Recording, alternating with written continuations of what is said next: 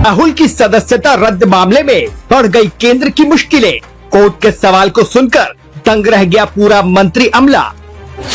2024 के चुनाव की बदल जाएगी दिशा और दशा, कोर्ट ने कर दिया ये बड़ा ऐलान। 2024 में नरेंद्र मोदी के प्रधानमंत्री बनने के पीछे ये आ जाएगी बड़ी अड़चन।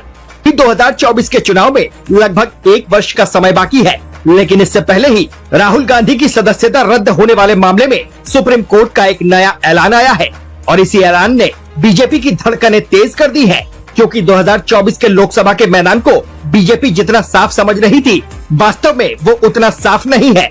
राहुल गांधी की सदस्यता रद्द होने के बाद बीजेपी ने राहत की सांस ली थी, लेकिन अब सुप्रीम कोर्ट का बयान आने के बाद बीजेपी को दमा की बीमारी होने लगी है, क्योंकि जिस सदस्यता रद्द होने वाले मामले पर बीजेपी अपनी छाती ठोककर सबको बता रही थी, अब वही बीजेपी राहुल गांधी की सदस्यता को लेकर कुछ भी कहने से डर रही है और अगर कुछ कह नहीं रही तो आधी अधूरी बात बताकर अपनी बातों को पीछे कर ले रही है।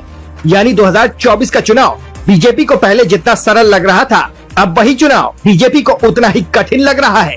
आज हम इसी खबर की पड़ताल करेंगे और आपको सिलसिलेवार ढंग से बताएंगे कि 2024 के चुनाव में बीजेपी की सबसे बड़ी अड़चन कौन बनेगा और राहुल गांधी की सदस्यता रद्द वाले मामले में सुप्रीम कोर्ट ने क्या हिदायत दी है और राहुल के खिलाफ हुई इस कार्रवाई का आगामी लोकसभा चुनाव में कांग्रेस पार्टी को क्या लाभ मिलेगा।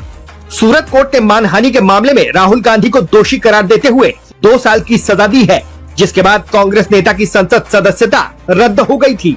वहीं इसी सदस्यता रद्द करने के विधान के खिलाफ सुप्रीम कोर्ट में याचिका दाखिल की गई है।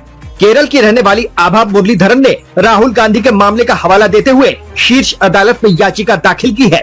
याचिका में महिला ने जन प्रतिनिधित्व कानून की धारा 8(3) को असंवैधानिक करार देने की मांग की है और इसी मुद्दे पर अब सुप्रीम कोर्ट भी कांग्रेस के साथ खड़ी नजर आ रही है और सदस्यता रद्द होने वाले मामले में सुप्रीम कोर्ट ने सवाल खड़ा कर दिया है। ज्ञात है कि जन प्रतिनिधित्व अधिनियम 1951 के तहत 2 साल या उससे अधिक समय के लिए कारावास की सजा पाने वाले व्यक्ति को दोष सिद्धि की तारीख से अयोग्य घोषित किया जाता है। इसी के साथ वो व्यक्ति सजा पूरी होने के बाद जन प्रतिनिधि बनने के लिए 6 साल तक अयोग्य ही रहेगा।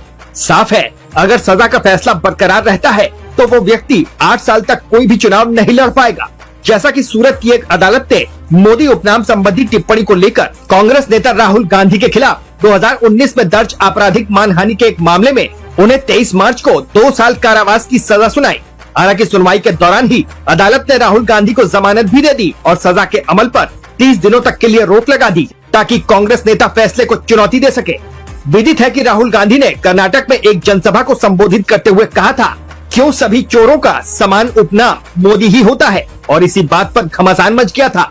बात यहाँ तक आगे बढ़ गई थी कि राहुल गांधी की सदस्यता तक रद्द हो गई थी, लेकिन अब सूरत की अदालत पर सुप्रीम कोर्ट ने सवाल खड़ा करके कांग्रेस को राहत भरी सांस लेने का मौका दिया है, तो वहीं बीजेपी की धड़कन फिर से बढ़ा दी है।